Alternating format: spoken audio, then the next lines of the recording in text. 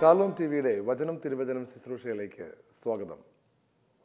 കുറച്ച് നാളുകൾക്ക് മുമ്പ് എനിക്ക് പരിചയമുള്ള ഒരു വീട്ടമ്മ എന്നെ വിളിച്ചിട്ട് വളരെ ദുഃഖത്തോടെ പറഞ്ഞൊരു കാര്യം, അവർക്ക് തങ്ങളുടെ കുഞ്ഞിനെക്കുറിച്ചുള്ള ആഗ്രഹങ്ങളും സ്വപ്നങ്ങളും ഒക്കെ തകർക്കുന്ന രീതിയിൽ, അവരുടെ കുഞ്ഞുങ്ങളെ വഴിതെറ്റിക്കുന്ന രീതിയിൽ വിദേശ രാജ്യങ്ങളിൽ പോയി പഠിക്കുന്നതിന് വേണ്ടിയുള്ള പ്രചോദനങ്ങളുമൊക്കെയായി സ്കൂളിൽ നിന്ന് തന്നെ, കുട്ടികൾ പഠിക്കുന്ന സ്കൂളിൽ നിന്ന് തന്നെ ചില മാർക്കറ്റിംഗ് ഏജൻറ്റുമാർ ആ കുട്ടികളെ ക്യാൻവാസ് ചെയ്ത് അവരുടെ മനസ്സിനെ ഭ്രമിപ്പിക്കുന്നു. ഇവർക്ക് കുട്ടികളെ പഠിപ്പിക്കണമെന്നതിന് ഒരു പ്രത്യേക ആഗ്രഹമാണ്. എന്നാൽ ഈ കുട്ടികൾ സ്കൂളിൽ പോയപ്പോൾ അവർ ഈ കുട്ടികളെ പ്രത്യേകതരം ഒരു കോഴ്സിലേക്ക് മാറ്റുവാൻ വേണ്ടി അതിൻ്റെ ഗുണങ്ങളും നന്മകളും ഒക്കെ പറഞ്ഞ് ബ്രെയിൻ വാഷ് ചെയ്യുന്നു. ഈ ബ്രെയിൻ വാഷ്ഡായ മക്കളെ തിരിച്ച് തങ്ങളുടെ സ്വപ്നങ്ങളിലേക്ക് കൊണ്ടുവരാൻ പറ്റാതെ മാതാപിതാക്കൾ അസ്വസ്ഥമാകുന്ന ഒരു കാഴ്ചയാണ്. ഈ അമ്മയുടെ വേദന എനിക്ക് വളരെ വ്യക്തമായി മനസ്സിലാകും. കാരണം ഒരു സ്വപ്നത്തോടെയാണ് ഈ കുഞ്ഞിനെ വളർത്തിക്കൊണ്ടുവന്നത്. കുഞ്ഞുങ്ങളെ വളർത്തുമ്പോൾ എല്ലാ അപ്പനും അമ്മയ്ക്കും സ്വന്തം ഹൃദയത്തിലൊരു സ്വപ്നമുണ്ട്, അത് സത്യം തന്നെയാണ്. എന്നാൽ ഇന്നത്തെ കുട്ടികൾ ജീവിക്കുന്ന കാലഘട്ടം എന്ന് പറയുന്നത് വളരെ വ്യത്യസ്തമായ സ്വപ്നങ്ങളുടെ സാധ്യതകളുള്ളൊരു കാലഘട്ടമാണ്. പലപ്പോഴും ഒരപ്പനും അമ്മയ്ക്കും തൻ്റെ കുഞ്ഞിൻ്റെ സാധ്യതകൾ ഒരു 50% മനസ്സിലാകാനാണ് സാധ്യത. ആ സാധ്യതകൾക്കും വ്യത്യസ്തമായ രീതിയിലുള്ള കാര്യങ്ങളൊക്കെ ഈ ലോകത്തിലെ കുഞ്ഞുങ്ങളെ പറഞ്ഞ് പരിഭ്രമിപ്പിച്ച് അല്ലെങ്കിൽ പറഞ്ഞ് പ്രകോപിപ്പിച്ച് കൊണ്ടുപോകാൻ സാധിക്കുന്ന രീതിയിലുള്ള മാർക്കറ്റിംഗ് തന്ത്രങ്ങൾ ഇന്ന് ലോകത്തിലുണ്ട്. നമ്മുടെയൊക്കെ കുടുംബങ്ങളിൽ ഇങ്ങനെ സംഭവിക്കുന്നത് നമുക്കറിയാൻ സാധിക്കും. ഇങ്ങനെ മക്കൾ വഴിതെറ്റുന്നൊരു സാഹചര്യത്തിലാണ് മാതാപിതാക്കൾ തങ്ങളുടെ ജീവിതത്തിൽ തങ്ങൾക്ക് മക്കളെക്കുറിച്ചുള്ള സ്വപ്നം തകരുന്നതിൻ്റെ വേദന അറിയുന്നത്. പ്രിയമുള്ളവരെ, ഈ വേദനയുടെ നിമിഷങ്ങളിൽ നമ്മൾ തിരിച്ചറിയേണ്ട ഒരു കാര്യം, ഇന്ന് ഈ ലോകത്തിൽ വ്യക്തിത്വ വികസന ക്ലാസ്സുകളിലെല്ലാം പഠിപ്പിക്കുന്ന ഒരു വലിയ കാര്യമുണ്ട്. അതായത് നിങ്ങൾക്കൊരു സ്വപ്നമുണ്ടാകണം. ഒരുപക്ഷെ നിങ്ങളുടെ മക്കളും തലമുറയിൽപ്പെട്ടവരും ഈ ക്ലാസ് കേൾക്കാതെ പോകാൻ സാധ്യതയില്ല. ഒരു സ്വപ്നമുണ്ടാകണം, ആ സ്വപ്നത്തിൽ നിങ്ങൾ അടയിരിക്കണം. അങ്ങനെ കുറച്ച് നാൾ കഴിയുമ്പോൾ ഈ സ്വപ്നം വിരിയും. ഇതാണ് എല്ലാവരും പറഞ്ഞ് പഠിപ്പിക്കുന്നത്. സത്യം പറഞ്ഞാൽ ഇത് നമ്മുടെ ബൈബിളിൽ നിന്ന് കടമെടുത്ത ഒരാശയമാണ്. അമേരിക്കയിലും മറ്റുമൊക്കെ ആളുകൾ കൊണ്ടു നടന്ന് പഠിപ്പിച്ച, ദൈവത്തെ മാറ്റി നിർത്തി പഠിപ്പിച്ചൊരു വിഷയമാണ്. ഇങ്ങനെ സ്വപ്നം കാണാൻ പഠിപ്പിക്കുമ്പോൾ വളരെ വ്യത്യസ്തമായി നമുക്ക് മക്കളെക്കുറിച്ചൊരു സ്വപ്നമുണ്ടാകുന്നിടത്താണ് സാധാരണ ക്ലാഷ് വരുന്നത്. വിദേശ രാജ്യങ്ങളിൽ മക്കളെക്കുറിച്ച് മാതാപിതാക്കൾക്ക് സ്വപ്നങ്ങളൊന്നുമില്ല. ഞാൻ സംസാരിക്കുന്നത് മലയാളികളായ മാതാപിതാക്കളോടായതുകൊണ്ട് ഏറ്റവും ആദ്യം നിങ്ങളുടെ സ്വപ്നത്തെക്കുറിച്ച് നിങ്ങൾക്ക് പറയാനുണ്ടെങ്കിലും എനിക്ക് സൂചിപ്പിക്കാനുള്ളൊരു കാര്യം, നിങ്ങളുടെ മക്കളെക്കുറിച്ച് അഥവാ നമ്മുടെ കുടുംബത്തിലെ കുട്ടികളെക്കുറിച്ച് നമുക്ക് ഒരു സ്വപ്നമുണ്ടെന്നുള്ളത് വളരെ യാഥാർത്ഥ്യത്തോടെ മനസ്സിലാക്കുമ്പോൾ നമ്മൾ അറിയേണ്ട ഒരു കാര്യം, ദൈവത്തിൽ വിശ്വസിക്കുന്ന, ബൈബിളിൽ വിശ്വസിക്കുന്ന നമ്മൾ മനസ്സിലാക്കേണ്ട ഒരു കാര്യം, ഈ കുഞ്ഞിനെക്കുറിച്ച് സ്വപ്നമുള്ള വേറൊരാളുണ്ടെന്നുള്ളതാണ്. ആ സ്വപ്നത്തോടു കൂടിയാണ് ആ കുഞ്ഞിനെ നിങ്ങളുടെ കൈകളിൽ ഏൽപ്പിച്ചത്. ആ കുഞ്ഞിനോട് തനിക്ക് അവനെക്കുറിച്ചൊരു സ്വപ്നമുണ്ടെന്ന് പറയാനും നമ്മളെ ഏൽപ്പിച്ചിരുന്നു. ജെറമിയ 29:11 വാചകത്തിലൂടെ ഈ ദൈവം നമ്മളോട് പറയുകയാണ്, നമ്മുടെ കുഞ്ഞിനെക്കുറിച്ച് ദൈവത്തിന് ഒരു പദ്ധതിയുണ്ട്. അതവൻ്റെ നാശത്തിനുള്ള പദ്ധതിയല്ല, അവൻ്റെ ക്ഷേമത്തിനുള്ള പദ്ധതിയാണ്. ഇങ്ങനെ ഒരു പദ്ധതിയുള്ള കുഞ്ഞിനെയാണ് നമ്മളുടെ കൈകളിലേക്ക് ദൈവം ഏൽപ്പിച്ചു തന്നത്. എന്നാൽ ഒരിക്കൽ പോലും ഈ ദൈവം ഈ കുഞ്ഞിനെ നമ്മുടെ കയ്യിൽ ഏൽപ്പിച്ചപ്പോൾ ദൈവത്തിന് ഈ കുഞ്ഞിനെക്കുറിച്ചുള്ള സ്വപ്നം എന്താണെന്ന് ഒരിക്കൽ പോലും നമ്മൾ ആലോചിച്ച് നോക്കിയിട്ടില്ല. ദൈവം നമുക്ക് അധികാരം തന്നു ആ കുഞ്ഞിനെ വളർത്താൻ. അപ്പോൾ നമ്മൾ എന്ത് ചെയ്തു? ദൈവം തന്ന കുഞ്ഞിനെ കയ്യിലെടുത്ത് പിടിച്ചിട്ട് നമ്മൾ സ്വപ്നം കാണാൻ തുടങ്ങി. നമുക്ക് സ്വന്തമായിട്ടൊരു സ്വപ്നമുണ്ടായി. ആ സ്വപ്നമാണ് ഇപ്പോൾ തകർന്നിരിക്കുന്നത്. അപ്പോൾ നമുക്ക് തിരിച്ചു പോകേണ്ട സമയമായിരിക്കുന്നു. നമ്മൾ ദൈവത്തിൻ്റെ അടുത്തേക്ക് പോകുമ്പോൾ എന്താണ് നമ്മൾ പറയാൻ പോകുന്നത്? ദൈവമേ, എനിക്ക് എൻ്റെ കുഞ്ഞിനെക്കുറിച്ചുള്ള സ്വപ്നം തകർന്നു എന്നാണോ പറയാനുള്ളത്? അപ്പോൾ ദൈവം നിങ്ങളോട് തിരിച്ചു പറയാൻ പോവുകയാണ്, നിൻ്റെ കുഞ്ഞിനെക്കുറിച്ച് നിനക്ക് സ്വപ്നമോ? അപ്പോൾ നിൻ്റെ കുഞ്ഞിനെക്കുറിച്ചുള്ള എൻ്റെ സ്വപ്നമോ? അതുമാത്രമല്ല, നിന്നെക്കുറിച്ചുള്ള എൻ്റെ സ്വപ്നമോ? പ്രിയമുള്ളവരെ, ഇതാണ് നമ്മുടെ വിഷയം. സ്വപ്നം കാണുന്നത് എങ്ങനെ? ഒരു വിഷൻ, ഹാവിങ് എ വിഷൻ എങ്ങനെയാണ്? ഉദാഹരണം പറഞ്ഞാൽ, എന്തെങ്കിലും സ്വപ്നം കണ്ട് അതിൻ്റെ പുറത്ത് അടയിരുന്നാൽ അത് നടക്കുമെന്ന് പഠിപ്പിക്കുന്ന TV ചാനൽ അവതാരകർ വരെയുള്ള ഒരു ലോകത്താണ് നമ്മുടെ മക്കൾ വളരുന്നത്. പ്രിയമുള്ളവരെ, അങ്ങനെയാണെങ്കിൽ വളരെ രസകരമായൊരു സത്യം ഇതാണ്, നമുക്ക് ട്രെയിനിൽ കയറിയാൽ എവിടെയെങ്കിലും പോകാൻ പറ്റുമെന്ന് പറഞ്ഞിട്ട് നമ്മൾ റെയിൽവേ സ്റ്റേഷനിൽ ചെന്നിട്ട് ടിക്കറ്റ് കൗണ്ടറിൽ പോയിട്ട് അയാളോട് പറയുകയാണ്, അവിടെ ഇരിക്കുന്ന ആ വ്യക്തിയോട് പറയുകയാണ് ഒരു ടിക്കറ്റ് തരിക. അപ്പോൾ അദ്ദേഹം ചോദിക്കും എങ്ങോട്ടാണ്, ഏതെങ്കിലും ഒരു സ്റ്റേഷനിലോട്ട് തന്നാൽ മതി. അപ്പോൾ അദ്ദേഹം ചോദിക്കില്ലേ അങ്ങനെയല്ലല്ലോ, നിങ്ങൾക്ക് എവിടെയെങ്കിലും ഒരു സ്ഥലത്ത് കൃത്യമായിട്ട് പോകാനുണ്ടാകുമല്ലോ. അപ്പോൾ നമ്മൾ പറയാനില്ല അങ്ങനെയൊന്നുമില്ല, ട്രെയിനിൽ കയറി എവിടെയെങ്കിലും പോകാമല്ലോ. അപ്പോൾ എനിക്ക് ഈ ഏതെങ്കിലും ഒരു സ്ഥലത്ത് ഞാൻ ഇവിടെ കണ്ട ഈ സ്റ്റേഷൻ എനിക്ക് ഇഷ്ടപ്പെട്ടു, എനിക്ക് അങ്ങോട്ട് പോകണം. നിങ്ങളൊരു കടയിൽ ചെന്നിട്ട് അവിടെ സാധനങ്ങളൊക്കെ ഇരിക്കുകയാണ്. അപ്പോൾ നിങ്ങളുടെ കുഞ്ഞിന് നിങ്ങൾ വിടുകയാണ് കടയിൽ പോയിട്ട് സാധനം വാങ്ങിയിട്ട് വരാൻ. കുഞ്ഞ് സാധനം വാങ്ങിക്കാൻ കടയിൽ പോയപ്പോൾ കുഞ്ഞിന് ഇഷ്ടമുള്ള കുറേ സാധനങ്ങൾ കണ്ടു. അപ്പോൾ കുട്ടി എന്ത് ചെയ്തു, പൈസ കൊടുത്തിട്ട് അതെല്ലാം ഇങ്ങ് വാങ്ങിച്ചിട്ട് വന്നു. നമുക്ക് ഇഷ്ടപ്പെടുമോ? ഒരിക്കലും ഇഷ്ടപ്പെടത്തില്ല. സത്യമാണ്, നമുക്കൊരു ദർശനമുണ്ടെങ്കിൽ ദർശനത്തിൻ്റെ ചിറകുകളിലേറി ഒരുപക്ഷെ കുറേ ദൂരം നമുക്ക് സഞ്ചരിക്കാൻ പറ്റിയേക്കാം. പക്ഷേ സ്വപ്നങ്ങളുടെ ചിറകുകളിലേറി യാത്ര ചെയ്യുന്നത് യഥാർത്ഥത്തിൽ നമ്മൾ പോകേണ്ട സ്റ്റേഷനിലേക്ക് തന്നെയാണോ എന്ന് അറിയുവാനുള്ള ഒരു ആത്മാർത്ഥതയെങ്കിലും നമ്മൾ കാണിക്കണം. അതായത് ഈ ലോകത്തിൽ സൃഷ്ടിക്കപ്പെട്ടിരിക്കുന്ന എല്ലാ വ്യക്തികളുടെ മേലും നമുക്ക് അല്പമധികം സ്വാതന്ത്ര്യമുണ്ടെങ്കിൽ പോലും ഒരു ഡെസ്റ്റിനി ഉണ്ട്, ഒരു പർപ്പസ് ഉണ്ട്. നമ്മുടെ ജീവിതത്തിൽ നമ്മൾ പോകേണ്ടതായിട്ടുള്ള ഒരു വഴി, യഥാർത്ഥത്തിൽ നമുക്ക് ഏറ്റവും മെച്ചപ്പെട്ട ഒരു വഴി നമുക്ക് നമ്മുടെ മുമ്പിലുണ്ട്. അതായത് നമ്മളെ സൃഷ്ടിച്ച ദൈവം നമുക്ക് വേണ്ടി വച്ചിരിക്കുന്ന പദ്ധതിയാണ് നമ്മുടെ ജീവിതത്തിൽ നമുക്ക് ലഭിക്കാവുന്ന ഏറ്റവും നല്ല പദ്ധതി. ദൈവം നമ്മളെ ആക്കാനിരിക്കുന്നിടത്തിനേക്കാൾ നല്ലൊരു സ്ഥലത്ത് ഒരിക്കലും ദൈവത്തോടു കൂടെ അല്ലാതെ നമുക്ക് പോകാൻ പറ്റുകയില്ല.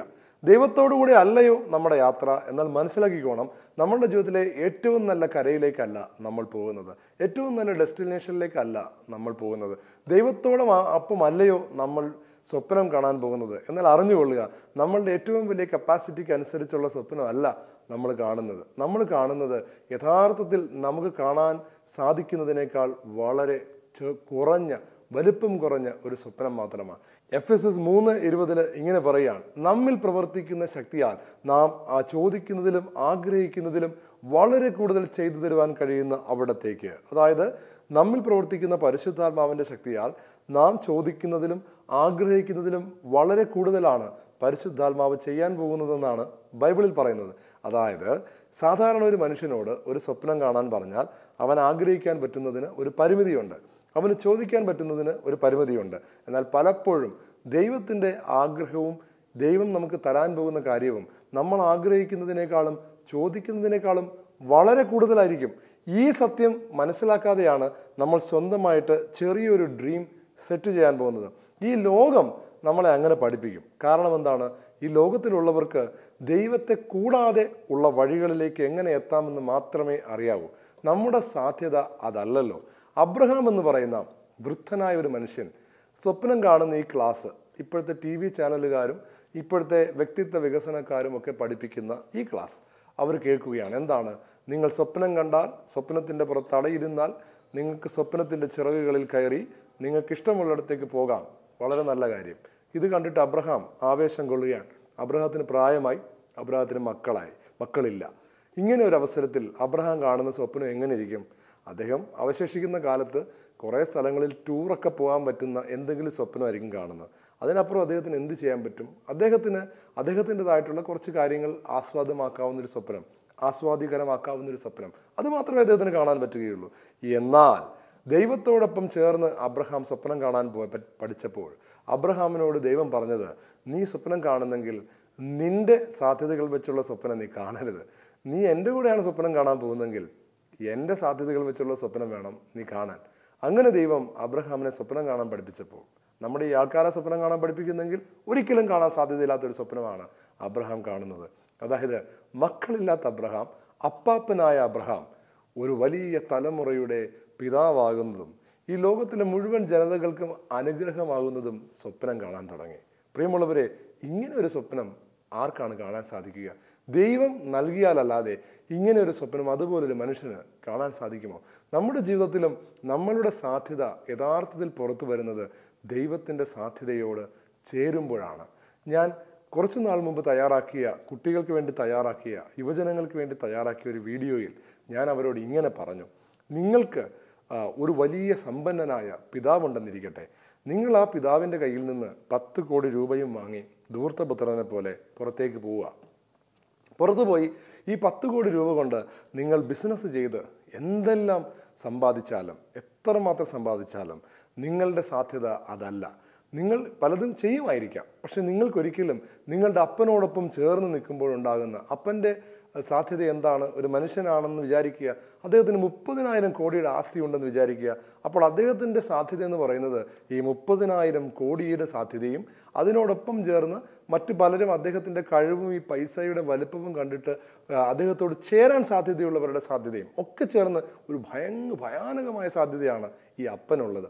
ഈ അപ്പനോട് ചേർന്ന് നിൽക്കുമ്പോൾ ഈ മകൻ്റെ സാധ്യതയും ഇത്രയും വലിയ കോടികളാണ്. എന്നാൽ വെറുമൊരു 10 കോടിയും എടുത്തിട്ട് പോയിട്ട് അവന് പലതും ചെയ്യാൻ പറ്റും, പക്ഷെ അവൻ ചെയ്യുന്നതൊന്നും അവൻ്റെ യഥാർത്ഥ സാധ്യതയല്ല. ദൈവത്തോട് ചേർന്ന് അവൻ്റെ അപ്പനോട് ചേർന്ന് അവൻ സ്വപ്നം കണ്ടിരുന്നെങ്കിൽ, അവൻ്റെ അപ്പനോടൊപ്പമായിരുന്നെങ്കിൽ അവൻ കാണുന്ന സാധ്യത അതല്ല. യഥാർത്ഥത്തിൽ ഒരു ധൂർത്തപുത്രനാകാൻ നമ്മൾ സത്യം പറഞ്ഞാൽ ആത്മീയതയുടെ മൂടുപടമൊക്കെ ഉപേക്ഷിച്ച് നിരീശ്വരവാദികളായി ജീവിക്കണമെന്ന് നിർബന്ധമൊന്നുമില്ല. ദൈവവിശ്വാസി ആയിരിക്കവേ തന്നെ നമുക്ക് ധൂർത്തപുത്രനാകാൻ സാധിക്കും. എങ്ങനെയാണെന്ന് പറഞ്ഞാൽ, ദൈവത്തിന് നമ്മളെക്കുറിച്ചൊരു സ്വപ്നമുണ്ടായിരിക്കെ ദൈവത്തോട് ചേർന്ന് സ്വപ്നം കാണാതെ സ്വന്തമായി ചെറിയൊരു സ്വപ്നം കാണുന്നവൻ ഒരിക്കലും ദൈവത്തോടൊപ്പമല്ല യാത്ര ചെയ്യുന്നത്. അതുതന്നെയാണ് നമ്മളുടെ ജീവിതത്തിൽ, നമ്മളുടെ വീടുകളിൽ ഏറ്റവും അധികം നമ്മൾ കാണുന്നൊരു പ്രശ്നം. അപ്പന് ഒരു സ്വപ്നം, അമ്മയ്ക്ക് ഒരു സ്വപ്നം. അപ്പൻ പറയുന്നത്, ഞാൻ ഇത്രയും കഷ്ടപ്പെട്ടത് കൊണ്ട് എനിക്ക് ഈ മക്കളുടെ മേൽ അധികാരമുണ്ട്, എൻ്റെ ഭവനത്തിൻ്റെ മേൽ അധികാരമുണ്ട്, എൻ്റെ തലമുറയിൽ നിന്ന് കിട്ടിയ സമ്പാദ്യം ഞാൻ ആഗ്രഹിക്കുന്നത് പോലെ ഉപയോഗിക്കണം. വളരെ നല്ലതാണ്, അപ്പൻ അങ്ങനെ ആഗ്രഹിച്ചോളൂ. അമ്മയും പറയുന്നു, എനിക്കുമുണ്ട് അവകാശങ്ങൾ, ഞാനും സ്വപ്നം കാണും എൻ്റെ മക്കളെക്കുറിച്ച്. മക്കൾ പറയുന്നു, നിങ്ങൾ രണ്ടുപേർക്കും വയസ്സായി, നിങ്ങൾക്ക് ഈ കാലഘട്ടത്തെക്കുറിച്ച് അറിഞ്ഞുകൂടാ, ഞങ്ങൾക്കറിയാവുന്ന കാലഘട്ടത്തിൽ ഞങ്ങൾക്ക് സ്വപ്നങ്ങളുണ്ട്. ഇങ്ങനെ ഓരോരുത്തരും അവരവരുടെ സ്വപ്നത്തെക്കുറിച്ച് പറയുമ്പോൾ ആദ്യം അപ്പനും അമ്മയും തിരിച്ചറിയേണ്ട ഒരു കാര്യം, നിങ്ങൾക്ക് ഇതെല്ലാം നൽകിയവനാണ് ഈ ഒരു സ്വപ്നമുണ്ട്. ഇത് തിരിച്ചറിഞ്ഞ് കഴിയുമ്പോൾ മാത്രമാണ്, ജെറമ്യ 29:11 തിരിച്ചറിയുമ്പോൾ മാത്രമാണ് നമ്മുടെ ജീവിതത്തിൽ ദൈവത്തിലേക്കുള്ള ശരിയായ വഴി തുറക്കപ്പെടുകയുള്ളൂ, ആത്മീയതയിലേക്കുള്ള ശരിയായ വഴി തുറക്കപ്പെടുകയുള്ളൂ. ദൈവത്തോടൊപ്പമാണെന്ന് പറയുകയും ദൈവത്തിൽ നിന്ന് വ്യത്യസ്തമായ ഒരു വിഷൻ കാത്തു സൂക്ഷിക്കുകയും ദൈവം ആഗ്രഹിക്കാത്തൊരു വഴിയിലേക്ക് പോവുകയും ചെയ്യുന്നവൻ ധൂർത്തപുത്രന് സമാനനാണ്. അവനോ ദൈവം അതുവരെ നൽകിയിരിക്കുന്ന അവൻ്റെ സകല സമ്പത്തും എടുത്തുകൊണ്ട് അവൻ ഇഷ്ടമുള്ളതുപോലെ അത് ദുർവ്യയം ചെയ്യാൻ പോകുന്നവനെ പോലെയാണ്. അപ്പോൾ ഇന്ന് നമ്മൾ ചെയ്യുന്നത് ദുർവ്യയമാണ്. അതായത് ദൈവം അപ്പൻ്റെ ആലയത്തിൽ അപ്പനോടൊപ്പം ഇരുന്ന് അപ്പൻ ആഗ്രഹിക്കുന്നത് പോലെയാണോ മക്കളെ വളർത്തുന്നത്, നമ്മളുടെ കാര്യങ്ങൾ കൈകാര്യം ചെയ്യുന്നത്, നമ്മളുടെ ഡിഗ്രികൾ സമ്പാദിക്കുന്നത്, നമ്മൾ പോകുന്ന ജോലി തിരഞ്ഞെടുക്കുന്നത്, നമ്മളായിരിക്കുന്ന വഴികൾ തിരഞ്ഞെടുക്കുന്നത്? എന്നാൽ മാത്രമേ നമ്മൾ നല്ല മകനെ പോലെ ആവുകയുള്ളൂ. അല്ലെങ്കിൽ നമ്മൾ ധൂർത്തപുത്രനെ പോലെയാണ്. യഥാർത്ഥത്തിൽ ഒരു വലിയ പാപം ചെയ്യുന്നവനാണ് ധൂർത്തപുത്രൻ എന്ന് മാത്രം നമ്മൾ തെറ്റിദ്ധരിക്കരുത്. ദൈവത്തിൻ്റെ കൈകളിൽ നിന്ന് എല്ലാം അടിച്ചുകൊണ്ട് പോകുന്ന ഒരു സ്വഭാവം, അത് യഥാർത്ഥത്തിൽ ധൂർത്തപുത്രൻ്റെ സ്വഭാവം തന്നെയാണ്. അപ്പം നമ്മൾ ദൈവത്തോട് ചോദിക്കാൻ സാധ്യതയുള്ള ഒരു ചോദ്യം, ദൈവമേ, നീ എല്ലാം നന്മയ്ക്കായി ഒരുക്കുമെന്നൊക്കെ പറഞ്ഞിട്ട് അങ്ങനെയാണെങ്കിൽ എനിക്ക് അങ്ങനെ കാണാൻ പറ്റുന്നില്ലല്ലോ. അതിൻ്റെ പ്രധാനപ്പെട്ട കാരണം എന്താണ്? നമ്മൾ യഥാർത്ഥത്തിൽ ദൈവത്തോടൊപ്പം നടന്നാണോ സ്വപ്നം കണ്ടിട്ടുള്ളത്? അബ്രഹാം നടക്കുന്നത് പോലെ ദൈവത്തോടൊപ്പം നടന്നിട്ടുണ്ടോ? അബ്രഹാം നടന്നപ്പോൾ ദൈവം ചെയ്തൊരു കാര്യം, അബ്രഹാത്തിനോട് അതിനു മുമ്പുള്ള പല കാര്യങ്ങളുടെയും പിടി വിടാനായിട്ട് പറഞ്ഞായിരുന്നു. ഒരിക്കൽ ഒരു മനുഷ്യനെ കടുവ ഓടിച്ചിട്ടു. കടുവ രാത്രി കാണുന്നൊരു ജീവി ഓടിച്ചിട്ടു. അപ്പോൾ ഇരുട്ടാണ്. പക്ഷേ ഈ ഓടുന്ന സമയത്ത് ഇദ്ദേഹം ഒരു മലയിടുക്കിൽ കൂടെയൊക്കെ ഓടി അവസാനം ഇദ്ദേഹം ഒരു കൊക്കയുടെ അടുത്തെത്തി. പുള്ളി കണ്ടില്ല. പെട്ടെന്ന് പുള്ളി കൊക്കയിൽ നിന്ന് കാല് വഴുതി താഴേക്ക് വരികയാണ്. അപ്പോൾ കരിസ്മാറ്റിക്കുകാരനായിരുന്നു.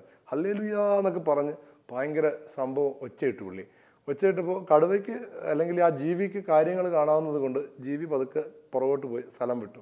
പക്ഷേ ഇദ്ദേഹം ഇങ്ങനെ താഴോട്ട് പോരുകയാണ്, വലിയൊരു കൊക്ക. അപ്പോൾ ഈ വീഴുന്ന വഴിക്ക് പ്രാർത്ഥിച്ചുകൊണ്ടിരിക്കാൻ. അപ്പോൾ സെക്കൻഡുകളുണ്ട്. ആ സെക്കൻഡുകൾ കൊണ്ട് വിളിക്കാൻ പറ്റുന്ന ഹല്ലേലൂയയൊക്കെ വിളിച്ചപ്പോൾ പെട്ടെന്ന് അദ്ദേഹം ഒരു മരത്തിൽ വന്ന് അങ്ങനെ തങ്ങി നിന്നു. അപ്പോൾ അദ്ദേഹം പറഞ്ഞു, കണ്ടോ, ആ ജീവി എന്നെ ഓടിച്ചിട്ടു, പക്ഷേ ഞാൻ ഈ താഴോട്ട് വരുന്ന വഴിക്ക് എന്നെ പഠിപ്പിച്ചു തന്നതായ ഹല്ലേലൂയ സ്തോത്രം എല്ലാം പറഞ്ഞതിൻ്റെ ഫലമായി എനിക്ക് ഈ മരത്തിൽ ഒരു പിടുത്തം കിട്ടി. അടുത്ത തവണ തന്നെ സാക്ഷ്യം ധ്യാനകേന്ദ്രത്തിൽ അറിയിക്കണം, ഞാൻ രക്ഷപ്പെടാൻ പോകുന്നതിൻ്റെ കാര്യം. പക്ഷേ അപ്പോഴാണ് അദ്ദേഹത്തിനൊരു സംശയം, ഈ മരത്തിൻ്റെ താഴോട്ട് ഇനി എന്താണ് സംഭവം? ഇരുട്ടാണ്, ഒന്നും കാണുന്നില്ല.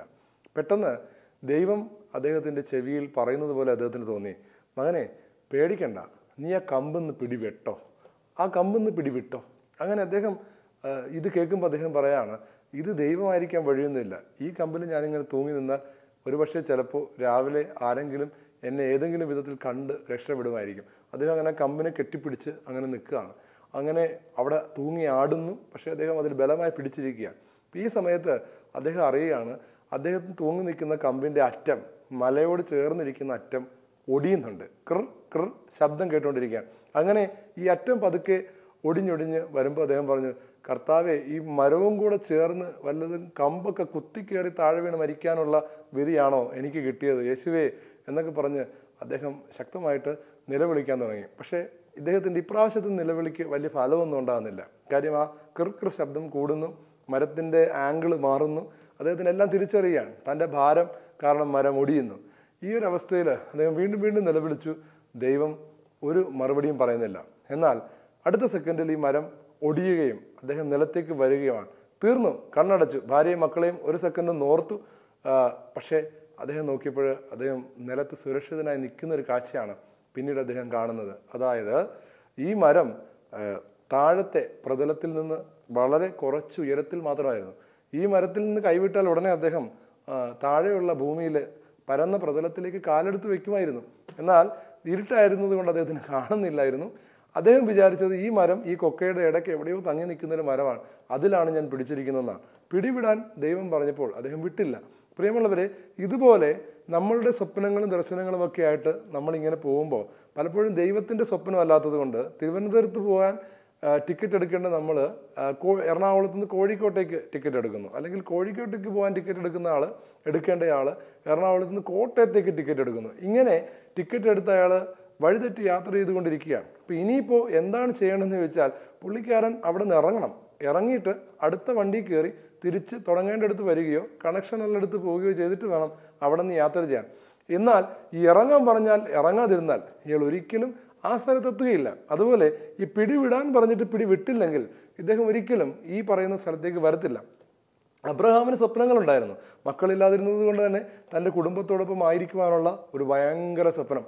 ഈ സ്വപ്നമൊക്കെ കണ്ട് അങ്ങനെ വാർദ്ധക്യം ഏതൊക്കെയോ ബന്ധുക്കൾക്ക് ബാക്കിയുള്ള വരുമാനമൊക്കെ എഴുതി കൊടുത്തു കഴിഞ്ഞാൽ അവർ തന്നെ വാർദ്ധക്യത്തിൽ നോക്കിക്കൊള്ളും എന്നൊക്കെയുള്ള വിചാരം ഇദ്ദേഹത്തിൻ്റെ മനസ്സിലുണ്ട്. പിന്നെ അവസാനം ഒന്ന് ആഘോഷിക്കുക. അദ്ദേഹത്തിനാണെങ്കിൽ ഈ ബഹുദൈവ ആരാധനയൊന്നും വിശ്വാസം ഇല്ലാത്ത ആളാണ്. അതുകൊണ്ട് അദ്ദേഹം അതിലൊന്നും പോകുന്നില്ല, ഏകദൈവത്തെ മാത്രം ആരാധിക്കുന്നു. അത് മാത്രമേ ഉള്ളൂ അവിടെ ഒരു പ്രശ്നം അദ്ദേഹത്തിനുള്ളത്.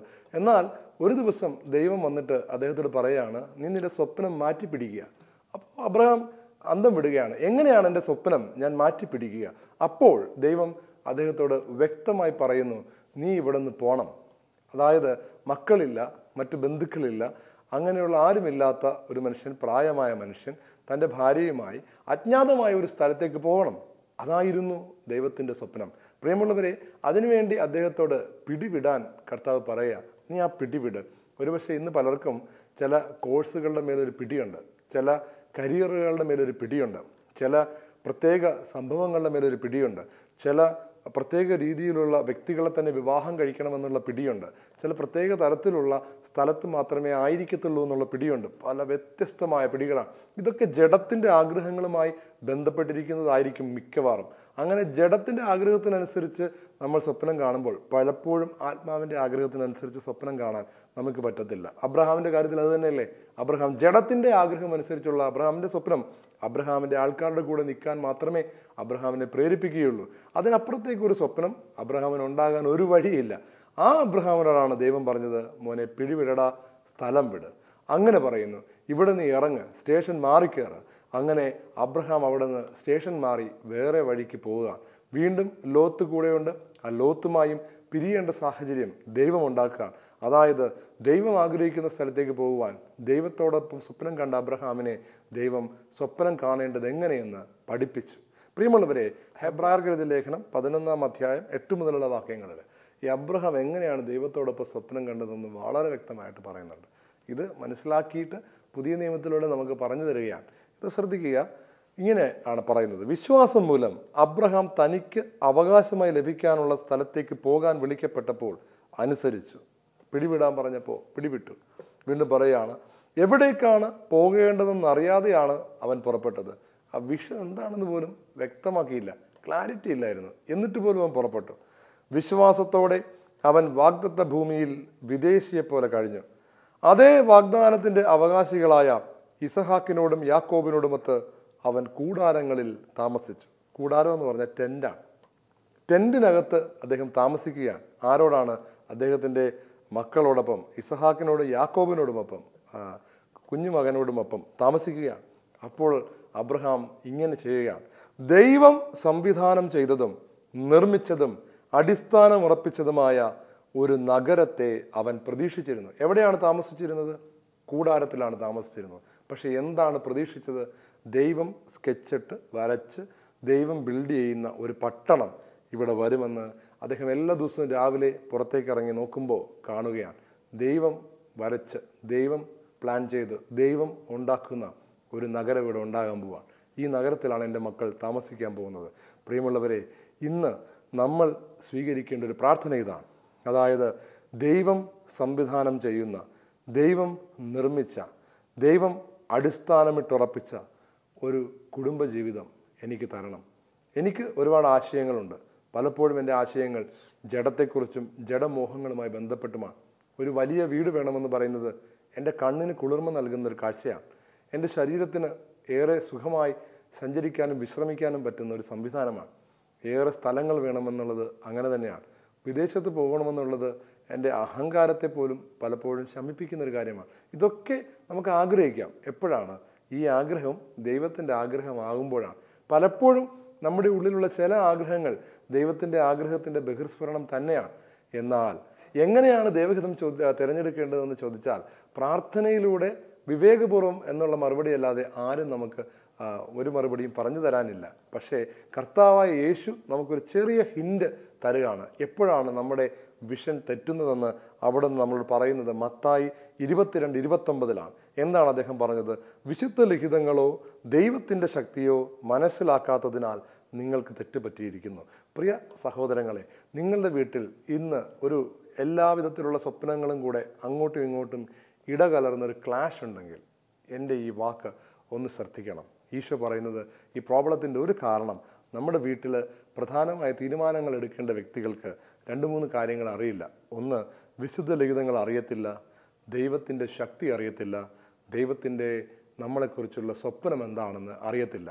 ഈ കാരണങ്ങൾ കൊണ്ടാണ് നമ്മുടെ വീട്ടിൽ എപ്പോഴും കശപിശ ഉണ്ടാകുന്നത്. അതുകൊണ്ട് ആദ്യം നമ്മൾ ചെയ്യേണ്ടത്, ദൈവത്തിൻ്റെ സ്വപ്നമനുസരിച്ച് പോകാൻ ആഗ്രഹിക്കുന്നവർ ദൈവത്തിൻ്റെ വചനം അറിയുവാൻ പരിശ്രമിക്കണം. ഈശോ പറയുന്നു, നിങ്ങൾക്ക് തെറ്റുപറ്റാൻ കാരണം അതാണ്.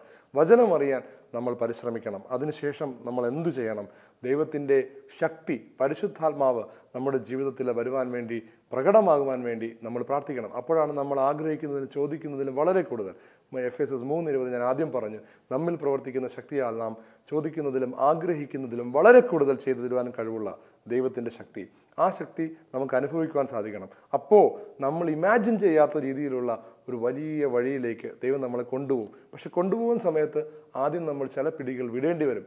ചിലപ്പോൾ ക്ലിഷ്ടമാർഗങ്ങളിലൂടെ യാത്ര ചെയ്യേണ്ടി വരും. ആ സമയത്ത് ചോദിക്കരുത്, ദൈവമേ എന്താണ്, ഇതാണോ വഴിയെന്ന്.